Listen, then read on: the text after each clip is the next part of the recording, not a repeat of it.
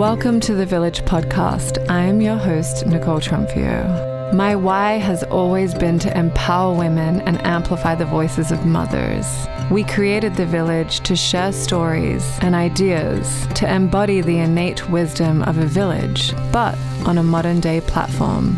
I hope this podcast inspires, educates, and informs you and brings you the joy, love, and light you deserve. Welcome to the Village. Hi guys, so today we are talking to founder and CEO of BelliBind. She is an Amazon best-selling author of a book called BelliBind. She is a birth and afterbirth doula. She is an early parenting and newborn educator. And is that everything?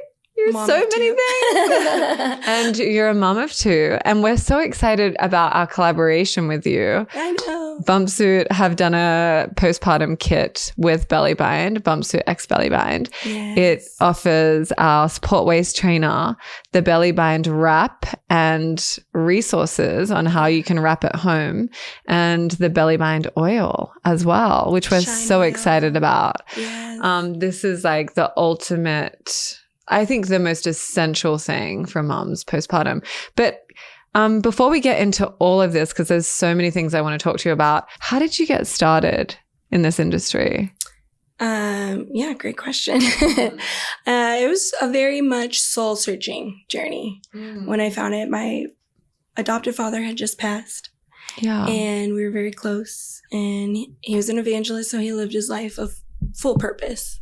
And I just, at the time, I was a hairstylist working on like photo shoots, editorial stuff. And it just wasn't fulfilling me as much as I thought it would when I was planning to enter that world, right?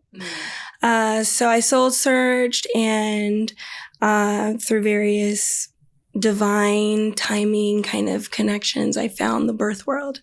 And it was like a sisterhood I never had really within a professional setting, because I have 5 sisters. So I'm used to sisterhood and that deep connection. But within the professional world, I definitely didn't get it as a hairstylist. And in entering the birth world and doing the birth and postpartum doula trainings, my amazing mentor, Anna Paula Markel, shout her out because she has been like a beacon of light along my path within this world. So once I did my training, once I started actually taking care of moms in the way of, supporting them through childbirth and helping them recover postpartum with that knowledge, I saw this huge void, and this was 10 years ago. So I saw this huge void in postpartum care. A lot of postpartum doulas are kind of put in this glorified nanny role. So you're like, wait, I can do so much more for you than just like more feed about the baby, right? Yeah, more than just feed the baby or like give you a few moments so that you can gather. Like I can actually help you with your recovery and like with reconnecting with who you are now from this maiden you once were to now this mother. So as I started to see that void more and more with the clients I was caring for, I sought out different healing modalities, and belly binding was one of those that I stumbled upon in my research of like, how did you stumble upon it? So there was a midwife who was coming to the West to teach a small cohort of doulas, the various Eastern culture practices. And it was like yoni steams and what is the yoni tea blends. steam? Yoni steam is like where you take herbs, a certain combo of various herbs, and then you let the mom sit on top of a box as they steam from this pot of boiling water. Wow. Yeah, and then it just like helps with the pH balance. So yeah, there's like a whole world of... Is a yoni steam, do you do that like when you're pregnant or postpartum, or is it just any time of your life? There's different herbs for different stages of your life. So if you just want to balance out and have less intense PMS, if you want to help with fertility. What culture does that derive from? That's a good question. I think Latin America culture, Eastern. A yoni steam. Yeah, a lot of cultures around the world incorporate it, African culture as well. So with these done holistic modality. I have actually. Yeah. What does In it feel Atlanta. like? There's a Korean spa that did it. Really? Yeah. So what it's herbs great. It's did like you, refreshing. do they have like what herbs did you choose? I can't remember. There was like almost 20 different herbs within my blend that I did. I don't regularly do it. It's not something that I totally resonate with on like my ritual for self-care. Yeah. But yeah, there's so many locations now. It's very accessible. Cool. Yeah. I've never heard of that before. So this midwife came and she taught all these things within like a 3-day intensive. And I just really resonated with the belly binding. It was just something about knowing the clients that I serve and seeing the power that had to help them just slow down, embrace their healing, embrace their womb space, and really honor the recovery that was essential to have for optimal healing. Right. You know? So you felt it was like your intrinsic calling. It really was. It was like, oh, I feel like so passionate about this already, even just starting out the gate. Yeah. And then as I just incorporated it a little here and there with my doula clients, like, I'm just going to do this, see if you like it. And a lot of them did. They're like, oh, I love this. So how did you find the tools for the binding? So the midwife gave you like a recipe card almost, like, here's the ingredients. And I had to tweak it and play around like, oh, okay, well, this actually is not long enough, or I don't like this material. I'm going to elevate it. Right. So there was a lot of that like innovation of, okay, I want to modernize this. Yeah. Because the clients, as I started to do it more and more, were kind of like, this is great, but I feel so restricted. Mm-hmm. You know, because traditionally, it's past your butt and up to the rib cage, right? And then the knotting method is a little more bulkier. So then a lot of those things needed to be tweaked so that moms felt more comfortable incorporating it in their care. Yeah. So what's the reason to go past the butt?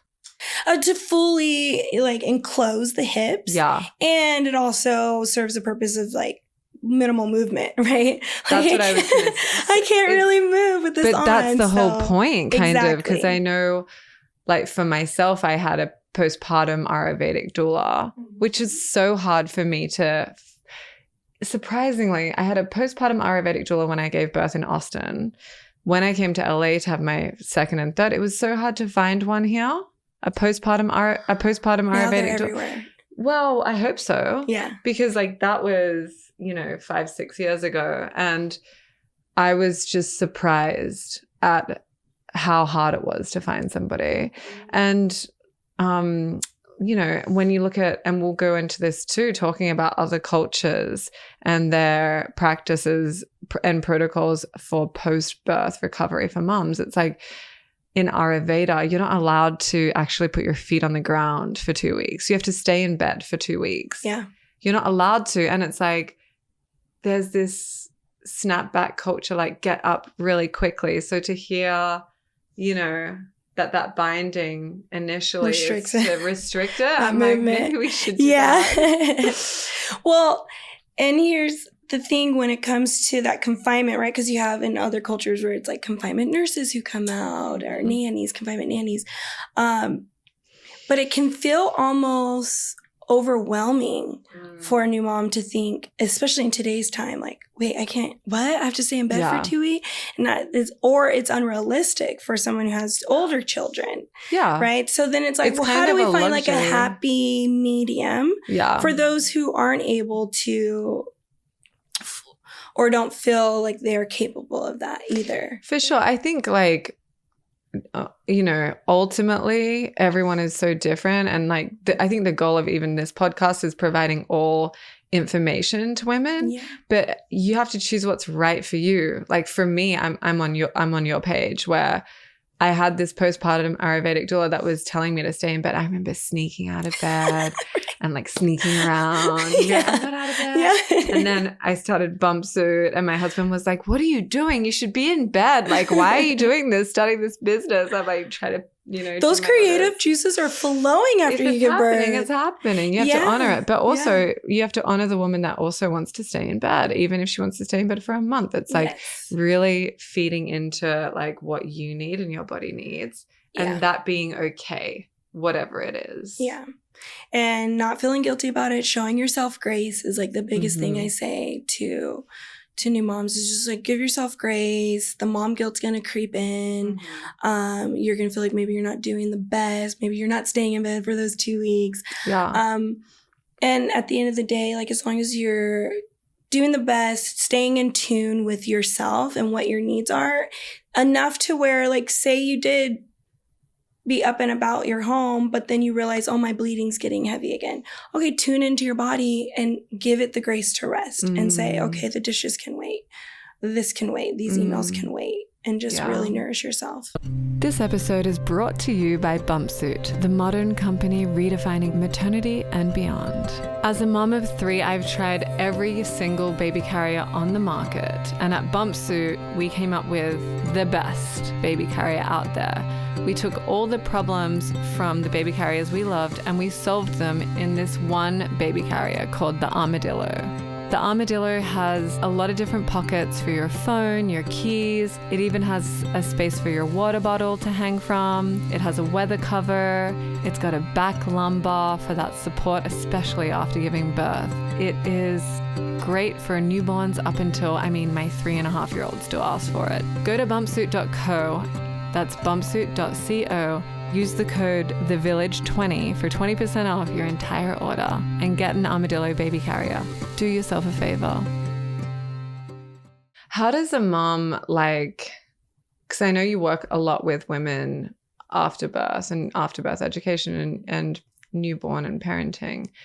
How do you find women are really coping right now with support postpartum, like engaging community? And it's such a really isolating time. Are you finding there's still like a lot of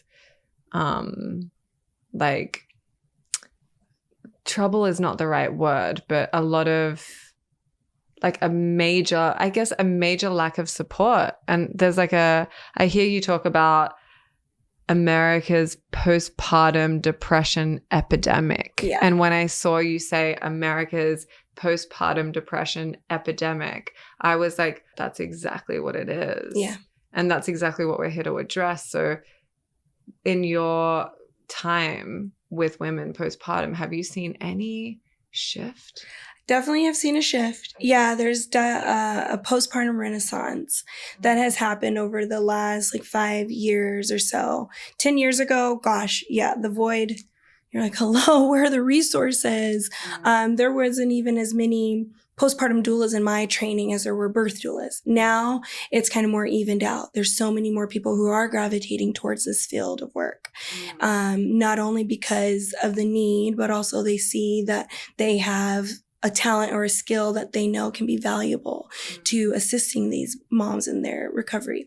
But there's still so much progress. 40% of new moms, and it's probably even higher than that, but just off one study that was gauging support for a new pill for postpartum mood anxiety disorders, 40% of women feel isolated and alone after birth. That's just under half, it's there's still a lot of progress to be made. And I think when companies like Bumpsuit are not just thinking about the products that they're providing, but the village and creating a resource and tapping in to connect, that's what BelliBind is doing, because we're the first postpartum recovery garment to actually provide live one-on-one support. In the home we started, and then as the product line evolved, evolved during the pandemic. And I was like, I'm not willing to compromise this part of it. I don't want to just be like, here, good luck wrapping, watch a video. Yeah. I want to connect. I want you to connect with one of our recovery coaches. I want them to have FaceTime with you. Yeah. Even if it's for 30 minutes, to be like, how are you doing? How are you coping? How was your birth? That in itself, and sometimes I don't say this all the time, sometimes we stay on longer because it's a heart service. Yeah. And if we see there's a mom who's really struggling in need, or she's communicating red flags on the call, we're like, okay, here's some resources. This is also why we partnered with Mahmee, who was started by an RN, and it's an amazing maternal wellness technology platform that is focused on helping to bridge the gap between healthcare providers and the patient. Because a lot of the maternal mortality rates in the U.S. have been connected to just not trusting or believing the client when they're expressing their symptoms. Yes. And streamlining that communication between the client, the care provider, and other professionals within their care team. So like us on Mahmee, we can say to their OB, hey, this client has been screened for red flags for postpartum hemorrhaging. And maybe they've already communicated this with you. So you should really bring them in. Is this how is this platform spelled? Mahmee. Mahmee. Mahmee. And it's a platform where all the care providers connect with each other. Yeah. So you have your patient profile and you can access it and you can see what's going on with you directly. Yes, exactly. And then as your care team, you can connect your OB with, say, your pelvic floor physical therapist, with your lactation consultant, with your BelliBind specialist, and they're all on and they can communicate to each other. That's incredible. Yeah. I've never heard of this before. So is this like a new thing? Well, Mark Cuban and Serena Williams are invested in it. Okay. And they've been pushing it to the next stages. Okay. So it's been around for, I want to say, about 8 years or more. Okay. As well. And then you started off in the doula space and then you discovered this binding. So when was the moment you were like, I'm going to start my own company? When did I want to say after I was providing the service integrated within my birth doula postpartum care for the first year. And then I got pregnant and had my own daughter, and my birth experience was a surgical delivery emergency. And I was just so grateful I had that knowledge of binding because it was the only thing that fit my body, that brought comfort to my body post C-section. And even though I didn't get to do the full experience of like the body work and stuff that I would do normally for my clients. Yeah. Did you have someone working on you or did you do it yourself? No, I did it myself. I had my mother-in-law help me. Wow. Yeah. And that's kind of how I had it. But then that's what made me realize, gosh, I have no one to do this for me. Right. Like I'm the only person providing this out into this birthing community. Wow. And that needs to change because every woman should experience this. As a maiden, right, who didn't have children, I knew, oh, wow, I get to love on this mom and she feels so great. And look how supported she feels. But I didn't know how supportive it felt to a postpartum body until I was in one. Right. So after that experience in 2015, my creative juices were flowing just like you, and Bumpsuit was created, right? It happens when you're pregnant or just having a baby. You're like, kind of like the purpose becomes so focused, hyper-focused and stronger, and like what you feel you need to do really just kind of, it's a really good time to find your purpose. Yeah. The stars align. That's why it's like snapback culture. You don't want to go back to a version of what you were before you had kids. You want to glow forward because ultimately when you glow forward, when you embrace that moving forward, even though it's scary, even though it's new, foreign body. Did you just say glow forward? Glow forward. Ooh, I love that. Okay, yeah. Yeah, you want to glow forward because oftentimes you're going to be a better version of yourself when you do embrace it. Yeah. And you are fueled by your children to find that purpose, find that passion, even more so. So that's what happened with me. And I get chills talking about it. For sure. Your priorities change and in the best way. Yeah.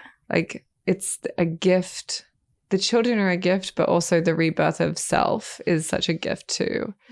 But I want to go back a little bit and talk about your birth because I didn't know that you had an emergency C-section. Yes. So how was that for you? What happened? Oh, that was a wild roller coaster ride. Especially being a doula and just being present for so many probably home births. Yeah, a good mixture. Yeah, and hospital births. So is that something you expected? What was your dream birth? As a birth doula, I think a lot of us dream of having that home birth, very empowered, bringing your baby up to you experience. And so I planned for a birth center birth, just to kind of find a happy medium of like not doing it necessarily at home. My partner's first experience as well. So making sure he felt like emergency support was readily available. Yeah. So birth center and in laboring at home, I was doing great. It was like transporting to the birth center. Then my daughter got in a weird position in my hips. Okay. And I did like a whole birth story on Dr. Berlin's podcast too. Amazing. On his new streaming platform. Yeah. But for me, did you work with Dr. Berlin prior to that? No, I didn't. No, because you live... No, I lived here. You were in LA. Yeah, I okay, lived cool. Here. Yeah. I didn't feel the need to. I think maybe I went once or something Yeah. to get an adjustment. Because overall, my pregnancy went well. I was birthing well or laboring well at home. When I transported, at the time, my husband had this huge, big monster truck. So I had to like hike myself into it. And I think commuting just got her in a weird place. Yeah. So by the time we were at the birth center, I was not progressing anymore. Right. And it was just like this really weird urge to push situation, which I had not experienced with clients that I had supported. And my knowledge base of that was like, when you have the urge to push, it's time to push. So you're on the way to the hospital. Your baby gets into a weird position. Weird position at the birth center. I have that urge to push, and they're letting me do the pushing until finally the midwife looks. And she's like, oh no, you're not fully dilated. Like, stop pushing. I was like, stop pushing? But what do you mean? How do I do that? Apparently, when babies are like putting pressure in like your hip or something, a lot of asynclitic type babies where there are like head sideways into your hip or something can create that premature urge to push. Mm-hmm. So they were like, game plan is go to the hospital now. Were they monitoring her heart rate at this point? Yeah, and she was doing fine overall, but they were just like, you're not progressing. Yeah. So, and you have this urge to push. So now your cervix is going to get swollen if it keeps going this way. So they were like, go to the hospital. Let's get an epidural so that your body can just stop pushing and relax. Yeah. Yeah, because for me, I was 32 hours of labor. It wasn't the intensity of the contractions that was too much for me.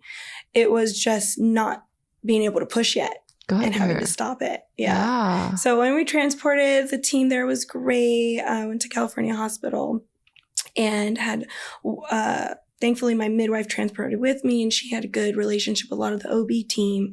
So I didn't have a lot of the stress of, oh no, here comes another home birth client. Now, that stress from the medical team. Yeah. Got my epidural, was able to sleep, and progressed to 9.5. But because of the swelling of my cervix from the hour or so prior to getting to the hospital, I just couldn't get to 10. I wasn't able to fully dilate. And I was running a fever. I was on antibiotics. There was all these things. Baby was still doing great. Mm-hmm. And they're like, we could probably get you to push if you really want a vaginal, but you might tear your cervix, which can lead to issues later with subsequent births. And I was just like, at this point, realizing the power of surrendering to what will be. And the power and strength, the bravery that emergency C-section moms have to harness and call in to say, okay, take me to the operating room.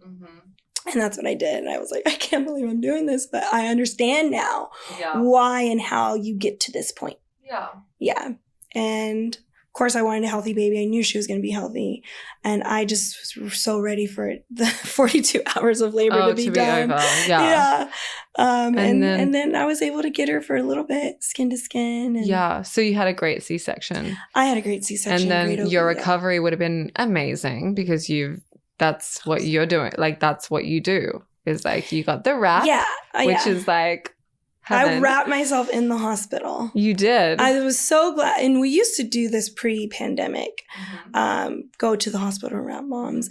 But now it does work better that they get settled at home and then we wrap them. But I was so grateful that I had it because it felt like I had a snake in my abdomen.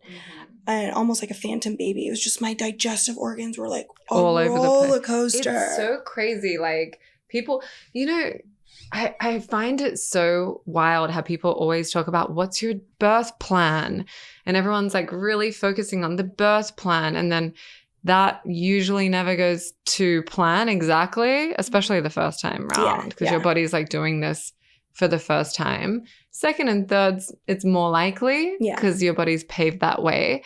But I'm just like, why aren't people focusing on the afterbirth plan more? For my birth, I had plan A, B, C, and D because I knew births don't go as planned. Already, and then postpartum, I knew, okay, I want to have acupuncture. I want to make sure I have my binding. My mother-in-law coming into town because my now ex-husband, he is an art gallerist, so he would travel for art fairs all the time. I knew he was going to be gone. Yeah. So I was like, okay, I need my mother-in-law here. My sisters were all local. So I didn't need too many outside professional support services because I wrote each of my sisters a letter. Okay, here's how I envision your role postpartum with me. And I want you cooking soup and bringing food. I want you playing, helping me have some downtime so I can shower or whatever and hang out with baby. So it was very important to have that postpartum care plan. And that's something I teach on in my newborn care classes. That's incredible. Yes. At the family room, I'm always making sure that they're getting that newborn care guidance and a little bit more than they expected with the early parenting and the early recovery care. One fact I often share within my class, and it's mainly to really shock the partners and get them to realize the intensity that their beloveds are about to go through. Yeah. And so your body hormones are depleted for the first 2 weeks. They are not even producing those hormones like cortisol, progesterone, all those really important ones to cope with stress and, get your nervous system regulated. It's just... they're not even being produced. That's why baby blues creeps in. Yeah. And then around 2 weeks or a little before, they start to combat that. Because I remember when I had my home birth, they say that the placenta, like eating the placenta. Yeah, placenta encapsulation. But there's other ways. And so the other ways, the Fourth Trimester by Kimberly Ann Johnson is a great book that highlights ways to avoid that baby blues territory, mood disorder territory, and so is the postnatal depletion cure, written by an Australian doctor. Cool, and we'll put those books in the resources for sure. For sure, they're really great in guiding, and I'll just give you kind of the cliff note of avoiding the depletion spiral is the best way to kind of be the antidote to those withdrawal symptoms. And how do you do that? And the way that you do that is incorporate these healing modalities across cultures that we have seen with some of the lowest mood disorder rates, right? And that prioritize postpartum recovery care. What do they incorporate? And right, this is in Kimberly Ann Johnson's book, Loving Touch, Wise Connection, usually from a woman, but it doesn't have to be, just wise connection. Yeah. Rest, creating a restful environment. So these are all things you can include into that postpartum plan, right? Loving touch, wise woman connection, rest, nourishment, and that can be from emotional nourishment and connection, right? Or food nourishment, contact with nature. Yeah. Getting outside, getting vitamin D, grounding yourself energy-wise. So those are ways that you can avoid that depletion spiral. I have the 3-day postpartum prep challenge, post-birth prep challenge. Yeah. And that I do kind of dive deeper into what are those renewal activities that you can do for yourself. So it gets you brainstorming. It doesn't have to be anything extreme. Yeah. Self-care as a new mom in those first 6 weeks is not going to the spa. Not for everyone. Not for most people. And so what are those simple renewal activities you can do? Maybe it is just a nice aromatic tea that you have 5 minutes to just stare out your favorite window in the house and just sip on. Yeah. Or, laying under a caressing tree, touch from your partner. Listening to beautiful meditative music. Yes, a podcast. Exercise. Yes. Wow. Like I wish I was more geared to setting up my postpartum experience than my birth plan. Yeah. It doesn't have to be expensive too. Like you can get this stuff in a really accessible way. Yeah. I remember the first time I gave birth, we actually froze my placenta and chopped it up into cubes, I guess. Yes. I never saw it. Did you put it in a smoothie? Yeah, my husband, I did that. That's what he had to do for me. That was his contribution, is he made me a smoothie every day with it. Oh, and so nice. I couldn't do it the second or third time because I was in the hospital. So I felt like it was like an antiseptic environment and I just didn't know what the placenta had touched or. Right. Yeah, sure. I just was a little bit more like I went full like natural the first time, but I maybe, and my husband would make me this smoothie and he put peanut butter and chocolate and bananas, and it was really good. That's so awesome. I didn't taste anything weird. Yeah, the same for me. If you put the peanut butter in there, you're not tasting anything. Yeah, good. Did you experience anything that was really challenging postpartum for you? Because you're so like organized and prepared. So I mean, I think the biggest thing is hard to prepare for a surgical delivery post-birth. And my body like hadn't been under surgery much. So just dealing with the aftermath of like healing the incisional area, being mindful of like scar tissue and supporting my body through that recovery, I feel like it was probably the biggest challenge. How long does that actually take? I know it's probably different for everybody, but how long until you felt like fully healed from surgery?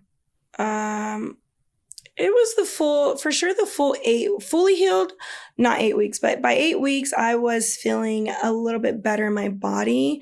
Like if I was laughing, I didn't feel like, oh, my incision's going to tear open or something, right? But it did take me about like 9-10 months before I really felt like, okay, I feel strong in my body.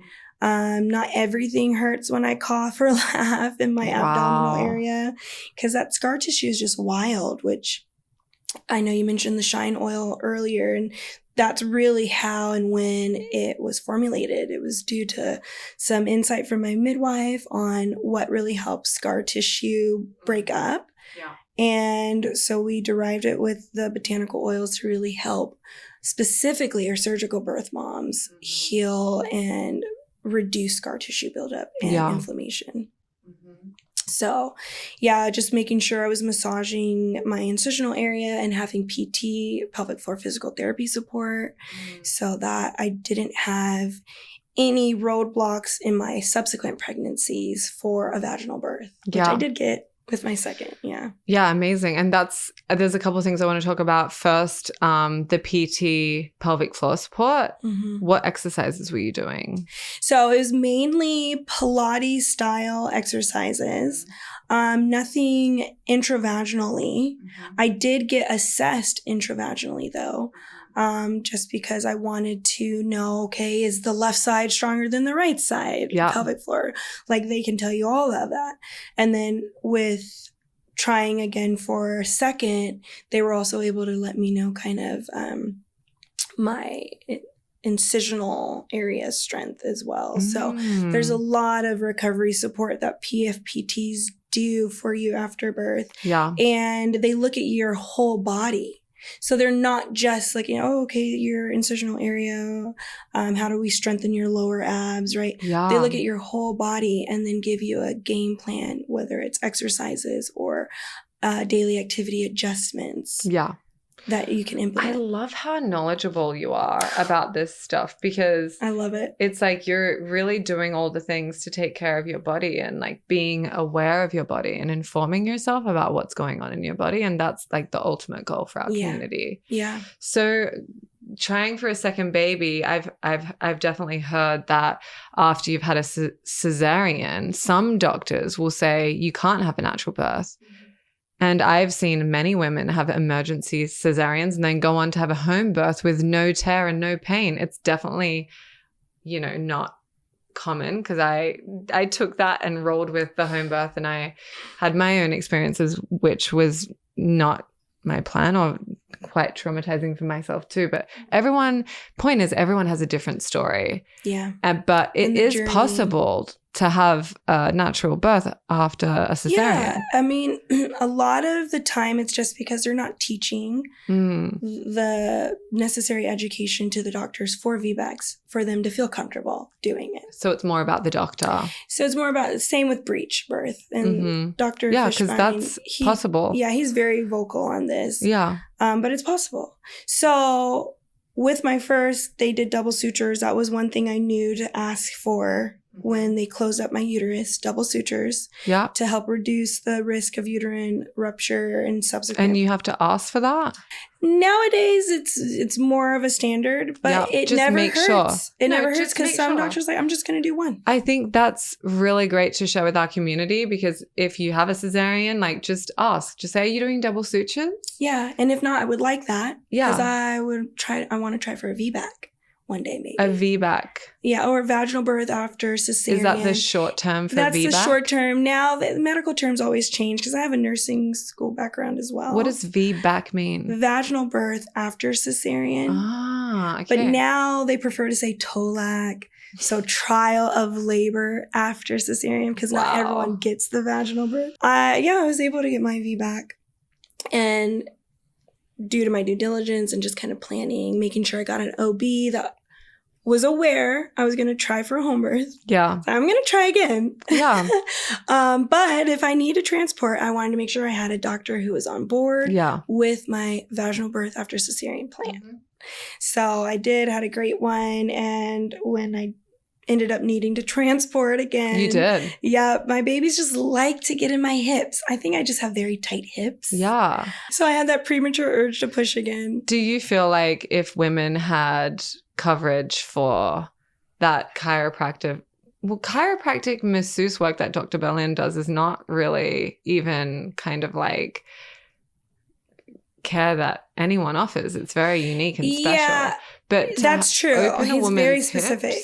Before birth, it should kind of be part of the care regime, right? Absolutely. Because I think as a past track runner for me, and my hips are just really tight in general. Yeah.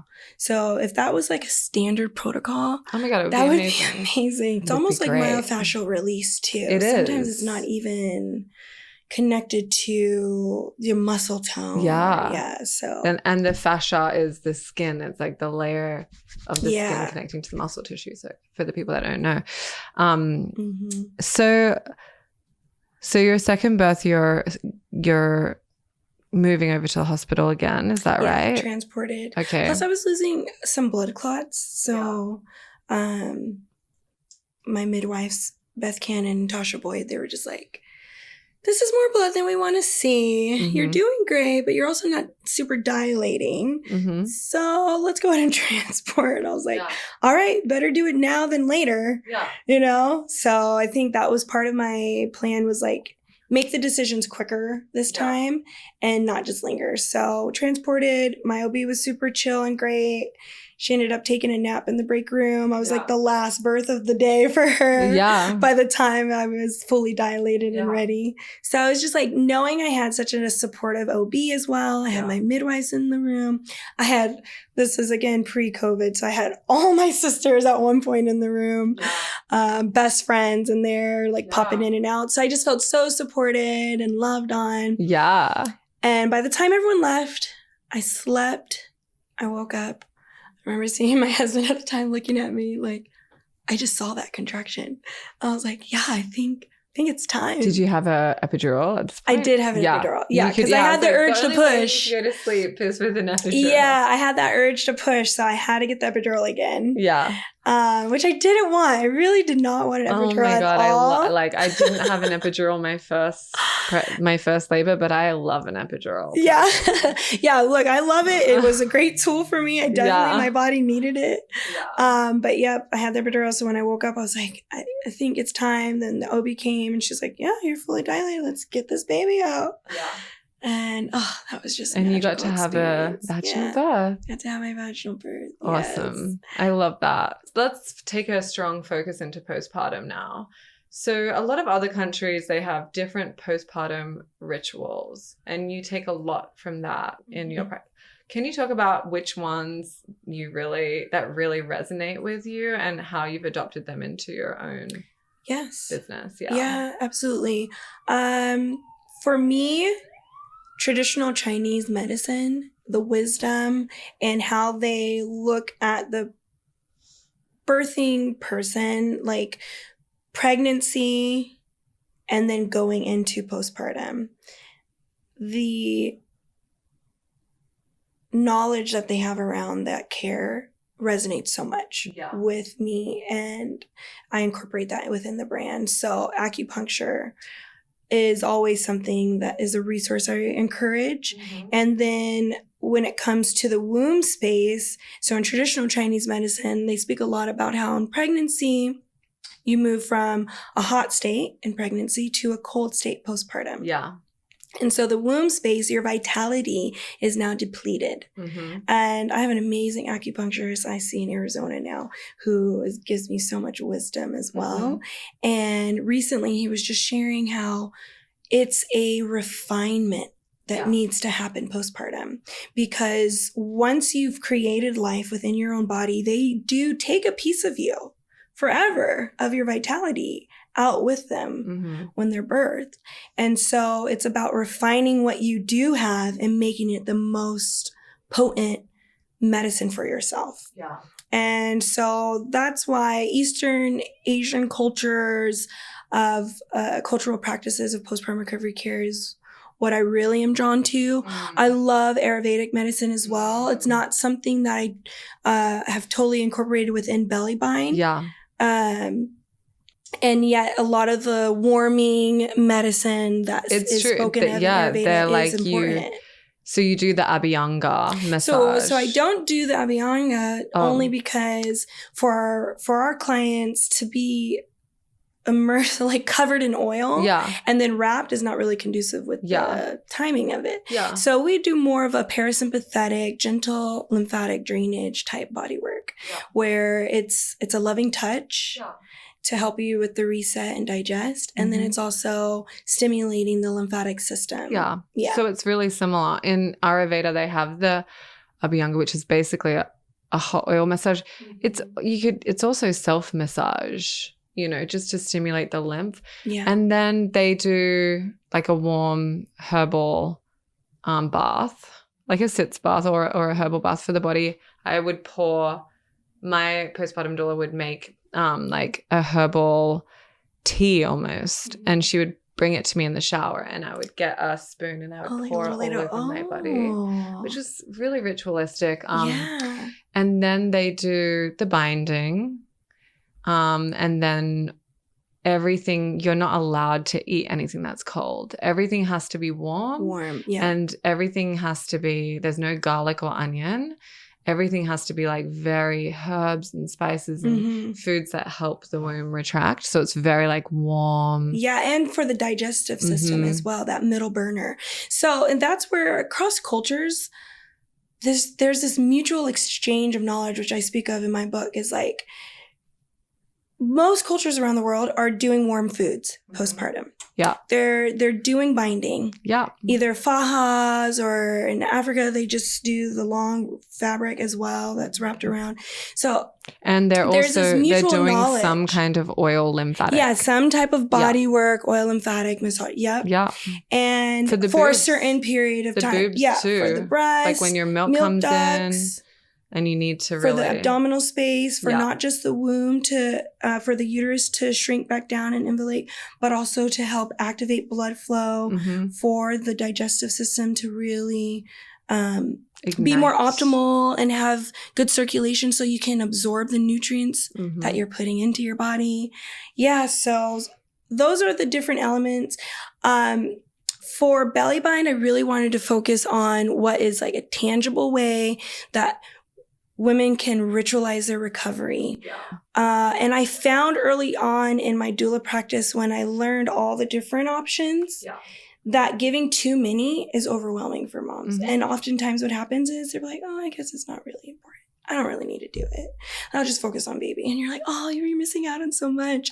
So like I really lasered in and wanted to focus on what I felt was the most impactful, and creating a container of support and warmth for the womb space was what I saw. Like, okay, that, and then having a team of postpartum doulas who could then come and almost infiltrate into your home and then provide you with this additional wisdom of like, oh, are you doing warm foods? Oh, that's a great way to incorporate. Oh, here's a meal service that we know provides like meal delivery to you. So it's like giving them the resources, because a lot of times that's half the battle. For sure. 1 in 4 women don't even know what resources they are just accessible. come home with a baby and they're like, okay, now everything's on me. Mm-hmm. You know. So my focus was not overwhelming you with too many ritualized type services, but focus in on one and then expand upon that while you're in our care. Yeah. Which is why the packages are designed in a way for us to be your accountability partners through postpartum recovery. Yeah. From what I learned with binding, which is why Bump Suit have developed a form of binding as well, which really complements what you do, and I love the which is why it's so amazing. Soft. We have a collab that we're doing together, and it's a postpartum kit, and it includes our support waist trainer, which is our best-selling waist trainer, and then it has your binding and the oil, and then you also get a virtual appointment with someone from BelliBind to teach you how to use the binder. So for us, like, I want to talk about snapback culture because, you know, this is really not our goal here. Right. We definitely want you to feel connected with your body, but it's really about so much more. So in Ayurveda, they talk about Pitta, Vata, and Kapha energy. And when you give birth, you feel a lot of air energy and it feels like you're floating. So the binding is really to help you ground. Yeah. It's also to help your sacrum and back support and core support because your muscles are really like jelly. Yeah. And from like day one, you're waking up having to sit up in bed and breastfeed. So what's there to support that? And that's why we developed the support waist trainer, which is a compression. It's just a compression band, basically. Yeah. It's not with a little structure, right? With the boning. It's got boning. Like it's not for really like shaping. Yeah, where it's like cinching the waist and trying to reduce those inches for the hourglass. For the hourglass shape, exactly. Yeah. That's not and the goal. So people use it even now, like for back support if they've had back surgery or shapewear, or for example, like I was wearing it on the plane and I was like, I actually don't think I've ever worn it on the plane before, and I wore it, and you know, on the plane you get so bloated and gassy. Yeah. And it was the first time I wore it on the plane, and I got off and I was like, I feel good actually. It was the first time, and I was like, I'm never not going on a plane without this thing on again. Yes. So it really helps with just like compression, which compression is great. Yeah, and it's a gentle compression. It's gentle. You can sleep in it, right? Yeah, you shouldn't feel uncomfortable after birthing life into this world. You should not feel like you have to be like. No, it shouldn't be uncomfortable. And we usually recommend to our clients to get a couple, like 2, get a bigger size. I put mine on like 6 hours after birth or something and wore it in the hospital. And I just walked out feeling, it's like it's hidden superpower. It does. It just kind of brings everything together. It's like you feel like, I'm a superhero now. I can do this. I've got this. But let's talk about it. I'm actually wearing the support waist trainer right now. Nice. And I feel very like... and supported. I still wear it. All the girls in my office that haven't had babies yet wear it. For me, it's like wanting to make sure that you just feel really comfortable and supported. For sure. And those Velcro, for me, anything Velcro or anything that's not giving you full coverage, which is why when we first connected and I got to try out your waist support trainer and actually put it on a few clients and see, okay, coverage wise is the same. Check. That was very important to me. Yeah. And then the quality of the material, soft. It is very soft. It's like a high quality like, shapewear. Yeah, it's so soft. Yeah. Almost it could be like a soft cotton. Yeah. It's so soft. Yeah. And so that was another thing. It was like, yes, I love it. It goes down over the hip bone. Yes, this down. Is the support waist trainer. It's really long in the body. That's why I love it. And you can wear it under jeans, which is cool. I've worn it under the jeans, and but I've I had love clients. it. I love it. And then with our wrap, it is 100% cotton. Yeah, and it's breathable and it's very soft. Yes, I want clothing made out of it. I know. We usually, when we cut fabric off, because it is customized to the body, right? Yeah. So when we're cutting fabric off with clients, oftentimes I've had dads wrap it around like a survivor headband. Yeah. Or little siblings with it in their hair. So it's cute. Yeah. But yes, it's just like very complimentary to transitioning clients into something that gives them something easy to slide on and go out the door. Yeah. And for the first 3 to 4 weeks, you may not want to put on something. You kind of have to like, yeah. You may, but you may not. And so it's nice that with this collab, you've got the option of getting it custom fitted, something that's going to contour to the bloating from a surgical birth or just from your vaginal delivery, and you're just still dealing with those organs shifting, the discomfort of that. It's so comfortable to sleep in and have on over an incision or just over a tender womb space. And then combining that with the bump suit waist support trainer, it takes away a step in the wrapping process. So it just makes it that much easier to put on the BelliBind wrap, but then also graduate into this very ritualized transition, I feel like, of, okay, super slow down, ultra comfortable, like no boning at all. I don't want anything poking me, right? Yeah. To, okay, you know what? I'm feeling a little stronger in my body. I could do with some boning to give me a little more structure now. Yeah. And then transitioning into, okay, now I don't need the BelliBind ritual as much because I'm so on the go with my 4-month-old that I'm just going to put on my bump suit. Yeah. And in knowing that you've honored your body through those various stages of postpartum is just beautiful. So I'm so excited. And I'm like 3.5 years postpartum. If you can say that, I'm still wearing. And so, so sometimes I'll still use my custom wrap to bind me if I'm on my period, but then knowing that you have the waist support trainer to just slide on and travel. It's so good. It's like it's really like a hidden superpower. Yeah. Like I always feel just so good when I support it in the core. At the end of every episode, we love to offer our community, our village, some words of wisdom from you. It could be unrelated to childbirth and pregnancy, or it can be related. But we really want to give them valuable words of wisdom to inform them on their journey. From your life experience, what would be some words of wisdom you'd love to share today with our community? Yeah. My favorite kind of wisdom I share is giving yourself grace. And that just applies to so many different areas of life. I think I usually use it specifically for like after birth, right? Just showing up for yourself, give yourself grace. Don't strive for perfection. Don't strive to be the perfect parent, right? Those things are unattainable. Perfection is unattainable. But if you show up for yourself with grace at the forefront of, it doesn't have to look perfect. I'm just going to do the best I can. And sometimes that looks like this. And sometimes it looks like this. And it's all okay. That's gotten me through a lot from my own journeys with my kids as a mom of a 7 and 5-year-old now. Yeah. Got me through potty training. Got me through building a brand and being like, oh, it doesn't have to be perfect. Just show up and put it out there. Yeah. So just give yourself grace. You're worth it. You're deserving of it. I love that. And you are such a vision of grace. Well, and thank you. It's so beautiful that you guys are doing this too. It's just it just speaks to the heart of you and the heart of Bump Suit. Like really everything that I do is, I say a heart service, and I see Bump Suit as that extension of like, this is a heart-fueled. It is.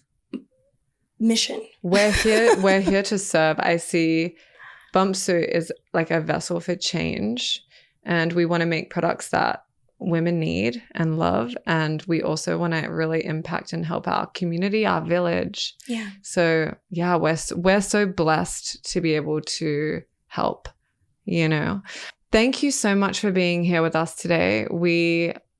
And thank you for the work that you're doing for women. I know you've got like a massive celebrity following. You serve a lot of women all over America. You have, the biggest, I don't know if we can name names, but all the people flying you in from all over to bind their stomachs. They put their trust in you. And I love what you're doing. I love the services you're offering. I love the postpartum care. I love the virtual appointments. I love all of it. So thank you for the work that you're doing for women celebrities are having you come back time and time again, which really says something about the work that you do, the grace that you have, the integrity that you have. And I'm really honored to be sitting next to you. You're such an intelligent beacon of light for us. Thank you. So thank you. Thank you for listening to the Village podcast, normalizing conversations and experiences in pregnancy, childbirth, postpartum, and motherhood. We are here to serve, and we really want to hear from you. So feel free to share, comment, like, and subscribe to keep this village growing. We are eternally grateful for you being with us and sharing space today.